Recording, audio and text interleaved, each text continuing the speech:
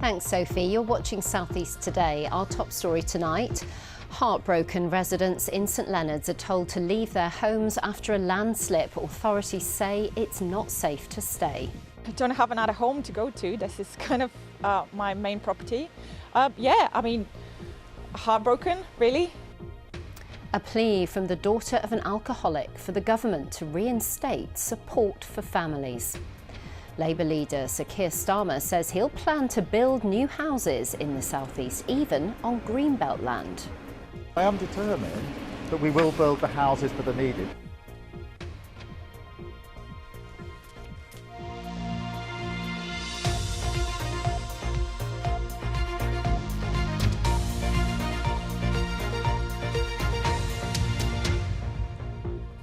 Hello, welcome to the programme. I'm Ellie Crisell. We begin tonight with the Sussex residents who say they've been left heartbroken after a landslip destroyed their gardens and forced them to leave their homes. People living in properties in parts of St Leonards were told by the local council that it would be unsafe to stay after the ground gave way. The council says further slippages are likely and they have no idea when homeowners can return. Juliet Parkin reports. A quiet Sussex cul-de-sac where the ground gave way. This landslip took fences, sheds, a heating system and trees with it, all falling down towards the stream below. A devastating sight for residents. I'm absolutely heartbroken, not only for my family, but I'm heartbroken for my neighbours on either side. I'm heartbroken for the environmental damage that this landslip has caused.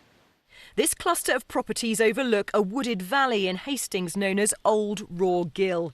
Disturbing cracks started to appear last week before the major landslide. Emergency prohibition orders were placed on 2 properties last night, meaning the residents can't stay in their homes until it's deemed safe to return. Oh, we have absolutely no idea where we're going to go. So it's not just me and my husband. It's our Ukrainian guest and it's our 2 dogs that need to be accommodated. Well, this is the path that used to run along the bottom of their gardens, now impassable. Another resident who didn't want to appear on camera told me that she was told to leave her home last night. She packed 2 suitcases and left with no idea as to if and when she can return. Hastings Borough Council owns and manages Old Raw Gill, but it says an assessment suggests the slippage started on private land and has told residents to contact their insurance companies. Local councillors are trying to lend support. So I've asked the council to look at who owns that land, who does own that land, so to understand whose responsibility is. I've also asked for a meeting to be held locally with council officers and myself and residents so we can all ask questions. My heart does go out to those local residents and I'm available, as I always am. I live very close to the area that's been affected and I'm available here to talk, to share information and to try and make sure that our residents are looked after to the best of the council's ability. The council says they will provide temporary accommodation, but right now there's no sense of exactly how temporary that's going to be. Juliet Parkin, BBC South East Today, Hastings. Next, a plea from a woman whose father died from alcohol addiction for the government to reinstate dedicated support for the children of alcoholics. Sarah Drage from New Romney is tonight campaigning in Parliament amid rising requests for help from those suffering abuse or developing mental health issues as a result of a parent's drinking. She's being joined by Callum Best, the son of the late footballer George Best, as Piers Hopkirk reports. Driven wide. Yes! He was one of the greatest to grace the game. Can he do it? And yet, amid the glory and the adulation, it was an addiction to alcohol that ultimately brought George Best to his knees. Let me see. For his son Callum, a close witness to his father's highs and lows, a new goal in his memory. Reinstating dedicated government help for the children of parents with alcohol dependency. For my dad, for example, You forgive and you forget, but it's in the moment you wish that there was more support or that you knew where to turn. Loneliness is a big one, trust is a big one, you know, not feeling valued, and you don't want to think about kids that are out there going through these same experiences. Teaming up with Callum, Sarah Drage from New Romney. She too had an alcoholic father, and like George Best, he died in his 50s. Today she's meeting MPs urging them to restore funding to help children directly. I hope today that we will be heard. I hope today that, you know, I've grown up as an adult child of an alcoholic feeling unheard, unvalidated, and to have this funding cut, it just feels a little bit like, okay, we're back to square one. According to the National Association for Children of Alcoholics, there are around 2.6 million people in the UK living with a parent who drinks too much. 55% of children of alcohol-dependent parents describe facing serious mental distress, with calls to the NACOA helpline climbing to more than 33,000 last year. The charity had been supported by a funding scheme called the Children of Alcohol Dependent Parents Programme. That, though, came to an end in 2021. These children are almost destined to fail. And we can't do that to these children because we know, and Parliament knows, and the politicians know how important this is. And yet somehow or another, they are allowing this particularly very hidden group to continue to suffer. The government said it's investing an extra £532 million over the next 2 years to help with drug and alcohol treatment services and specialist alcohol care teams. But those living with the legacy of addiction say specific support for families must not be forgotten.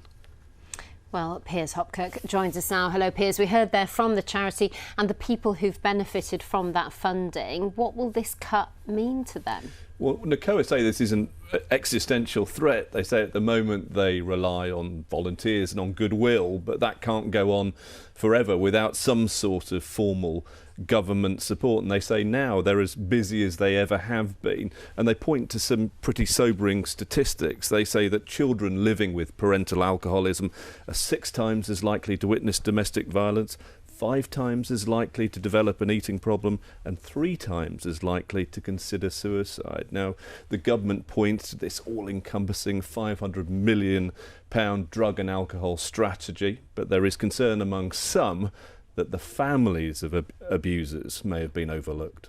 Piers, thank you. And for details of organisations offering support for addiction, you can go to bbc.co.uk/action line or call for free to hear recorded information. The Labour leader, Sir Keir Starmer, has told this programme he's determined to build new houses in the southeast, even on Greenbelt land. During a visit to Three Bridges railway station near Crawley today, he said he understood the concerns of residents worried about pressure on services and infrastructure, but called the current level of house building not sustainable. It comes after Crawley Borough Council declared a housing emergency due to pressures on temporary accommodation. Our political editor, Charlotte Wright, reports. With a general election coming down the track this year, today Sir Keir Starmer visited Crawley to talk about his party's policies. Your 24-hour? It's the morning after the Labour-run council here declared a housing emergency due to high prices and a shortage of social housing. Part of Sir Keir's solution is to build on the green belt, but in the southeast, that's controversial. You will know well, having grown up in East Surrey, that there is huge opposition to development, that people are very worried about the impact on infrastructure. This isn't going to be a vote winner in the southeast, is it? I understand the concerns that people have, and the two have to go together. So across the southeast, people will say, understandably, we need more houses because our young people can't get on the housing ladder because there's not enough housing, it costs a fortune, and often young people are in their 30s before they can get a house. That's not sustainable, that's not fair, it's denying a whole generation the chance to own a house. We need to do this in conjunction with our communities, but I am determined that we will build the houses that are needed. Crawley is not the only council feeling the pressure. Others like Labour-run Brighton and Hove and Medway say they're not receiving the funding from government they need to balance their books, with many saying they're forced to make cuts to our services. Labour say they'd give councils more flexibility by providing funding over 3 years rather than 1. But does that mean more money? I think one of the first things that we would want to do if we're privileged to come into power is to increase the settlement funding period to, let's say, 3 years, which allows councils to spend their money much more efficiently. Would you give them more money, though? Many more councils are saying if you could move that structural thing to 3 years, not 1 year, we could actually make more of the money that we have already got. So I've listened to them. We can turn that. Would you give them more money? Well, I think in the first instance, what I'd do is move the settlement period from 1 year to 3 years, which in effect will increase but what about those multi-million-pound black holes? You know, £84 million Kent County Council have had to find. Would you increase the funding for those councils? Well, by going to a 3-year settlement rather than 1 year settlement, it allows the money that those councils have got to be more efficiently used. But it's not just our councils struggling financially. The cost of living is expected to be one of the main issues at the next election. Well, let me first acknowledge that the cost of living crisis is very real for so many people in Crawley and across the South East. So we have to do immediate things which we can do to bring down prices of energy and food, but we've also got to fix the fundamentals. At the heart of this is a failure on the economy. It's not clear exactly when the Prime Minister will call that election, but all the parties are all too aware it won't be long before we're heading in that direction. Well, Charlotte is in Three Bridges live for us this evening. And Charlotte, we're bound to see a lot more of these types of visits, aren't we, over the coming months from all the different political parties? Yes, the Labour leader was here visiting the Siemens train depot in Three Bridges, talking about the idea of flexible working and helping the long-term sick back into work. The idea is that this is an employer that demonstrates best practice in that area. But it was a good opportunity to ask him today about some of those big issues that will come up at the next election later this year. Housing, of course, is going to be huge, particularly in our region. And there is a clear dividing line between the Conservatives and Labour on this issue, particularly around building on the green belt. Keir Starmer was unapologetic. You heard him there say we need to build homes in the South East, and he's talking about that emergency declared by Crawley Borough Council just yesterday. We'll wait to find out what the voters make of it, though, at the next election. Indeed, Charlotte. For now, thank you. This year marks 80 years since the RAF dropped tons of food to starving people in occupied parts of the Netherlands during the Second World War. It saved thousands of lives. One of those who took in those aid missions was Flight Sergeant Roy Oldcorn from Bexhill. Today, he not only celebrated his 100th birthday, but was presented with a Liberator's Medal by the Dutch Embassy. Claudia Sabasis has the story. Born a century ago, Flight Sergeant Roy Oldcorn was honoured today and his birthday celebrated. Fabulous. Fabulous. I'm overwhelmed. Britain's biggest and most deadly bombing planes, the Lancasters, are now in large-scale production. A Lancaster pilot during World War II, one of his missions was to the Netherlands during the winter of 1944. People were starving. 25,000 died. Operation Manna was then launched. I remember particularly dropping food for the Dutch. Known as the Hunger Winter, a large area in Holland was still occupied. Food stocks were exhausted, so the pilots dropped sugar, cheese, tinned meat, dried milk. Operation Manna was literally bread from heaven. It is a token of gratitude for contributing to the liberation of the Netherlands during World War II. Today, the Dutch attaché presented Flight Sergeant Oldcorn with a thank you Liberator's Medal. So without this operation, these big airdrops, many more people would have lost their lives. But it not only prevented starvation, but it also gave the people in the Netherlands hope again. So I think that might even be more important. Flight Sergeant Oldcorn's logbook shows hhis bravery. He flew far, far lower than expected. Other aircraft who were on the same mission were flying much higher than him. And he was incredibly low, really, with an aircraft of that size. He would have done it because he knew how important it was. And if you drop them from too much height, clearly food will be distributed over a large area and be damaged. Audrey Hepburn spent her childhood in the Netherlands. There, during the famine, she was one of many who experienced lifelong repercussions. I'm very proud of him. I love him very much. He's a wonderful, optimistic, positive person. He went into the RAF at 18 and he was taken because he was very good at mathematics. And he's always loved maths, my father. You're 100 today. 100. Can you believe it? No. A cake, a medal, a card from the King. Flight Sergeant Roy Oldcorn, 100 years old. Claudia Savezis, BBC South East Today, Bexhill. Now it's just after 7:15. A reminder of our top story tonight. Sussex residents say they've been left heartbroken after a landslip destroyed their gardens and forced them to leave their homes in St Leonard's. The local council says it's unsafe to stay as further ground slippage is likely. Also in tonight's programme. You raise me up so I can stand on mountains. 40 years on, he's still raising audiences up. We chat to Aled Jones about his love of performing and his new tour coming to the southeast. And it's been a thoroughly wet day today. Tomorrow promises sunny spells and just a few showers, but it will feel colder than it has been.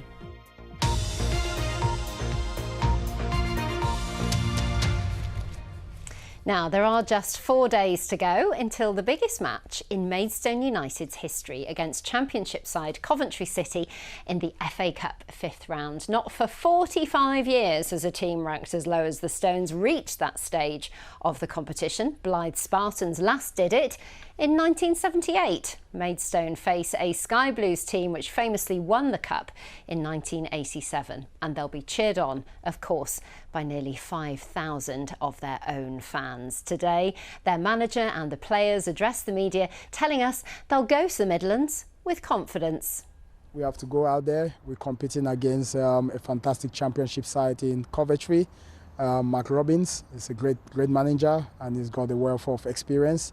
And a good squad to choose from. So we have to make sure we go out there and enjoy ourselves, make sure tactically we set our team in a way where we can give ourselves a chance to be able to have a foothold in the game and see where that takes us. Well, our sports reporter James Dunn is in at Maidstone for us this evening. I'm sure the atmosphere is building there in Maidstone, and also an exciting day, because what turned up there today? Well, the actual FA Cup, the trophy, sat next to George Elokobi as he gave his press conference talking about his team of history makers. They've already done so much to get here, and on Monday they go to Coventry City, a team that has a very good chance of making the playoffs this year, could be in the Premier League next season. Now, this is a Maidstone team that has defied the odds every step of the way. They beat a League 2 team, they beat a League 1 team, and they beat another Championship side in Ipswich. There's no doubt that what they do have to do on Monday will be incredibly difficult, but it is something that they've already done. James, thank you. And you can catch full commentary of Maidstone's FA Cup match this Monday on BBC Radio Kent, and on BBC Sounds. Coverage begins at 7 o'clock. Now, can you believe it? It has been 40 years since Aled Jones, a teenage chorister, captivated us with his version of Walking in the Air. He'd go on to sell millions of records and perform in venues like the Royal Albert Hall, the Sydney Opera House. Now he's looking back on that remarkable career with a one-man show at venues across the southeast. We'll speak to him in a moment. First, let's hear some of his work.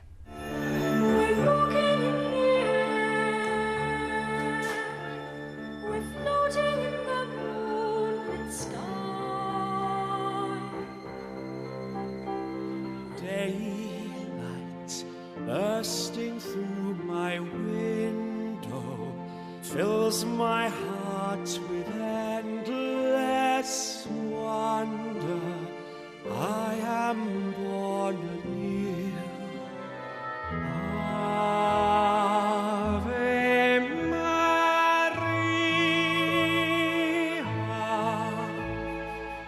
Mater Dei. You raise me up so I can stand on mountains. You raise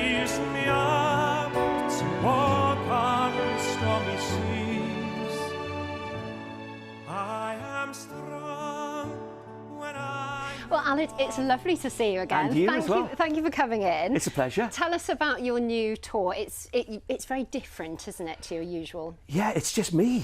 It's me and a grand piano, lots of stories, lots of old archive, photos, film, and yeah, it's the full circle of my life. We look into the past, we look at the present and a dip into the future. So basically the first half is just really dodgy haircuts and terrible clothes from the 80s. And I was guilty of both. You know, my mum used to cut my hair, for goodness sake. Who wasn't, Alan? Well, I suppose, yeah, but I'm there on stage going, have a look at this. It's been such fun putting it together, you know. It's, as you say, unlike anything I've done before, because usually I sing and I talk a bit as well. This is a lot of talking, but also some singing, and also doing music like I've not done before. There are a couple of original pieces, some musical theatre, and of course the music that everyone expects me to do, like How Great Thou Art. You've got Amazing Grace here, I think. Thank you for that. I presume that's for me. You don't have that up all the time in case you want to burst into song.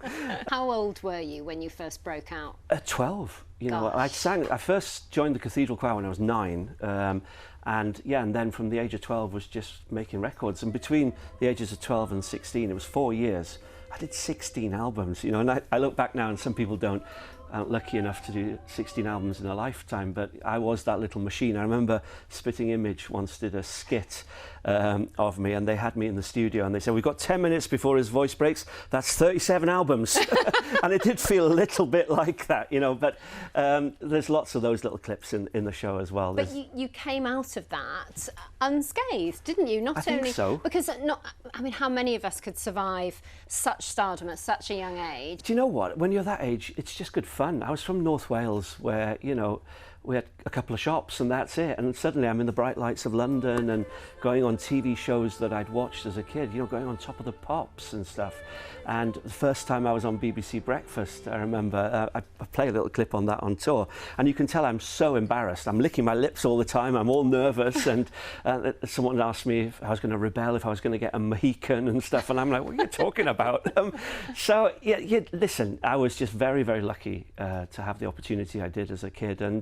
And there was no grand plan for the future. I just carried on. But you're playing quite a few venues here in the southeast, Horsham, Eastbourne, various places, but quite intimate venues, you were telling me, a bit different from normal. Yeah, well, usually it's the big concert halls. And it's really weird, you know, in the career that you have, as mine is, you tend to perform in the same places all the time.